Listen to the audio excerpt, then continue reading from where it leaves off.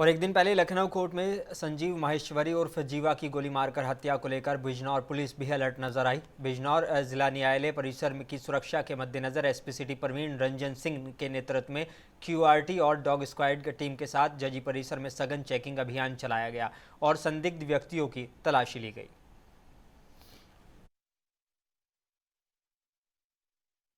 देखिए, आप देखते होंगे कचहरी सुरक्षा हमारी प्राथमिकता है।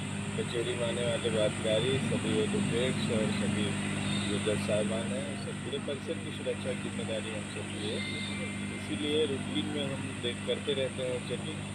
कल की घटना को दृष्टिगत रखते हुए जो लखनऊ में घटित हुई, आज भी प्रभावी तरीके से पूरे परिसर की चेकिंग की गई, सभी कोर्ट की चेकिंग की गई, सभी कुछ अभी तक सामान्य मिला है और इस पर लगातार सतर्क दृष्टि रखी जाएगी और इसी तरह से सघन चेकिंग लगातार चलेगी। डॉग स्क्वाड से भी की गई है क्या? बिल्कुल, डॉग स्क्वाड भी था हमारा। अब आप देख रहे हैं बैगेज स्कैनर काम कर रहा है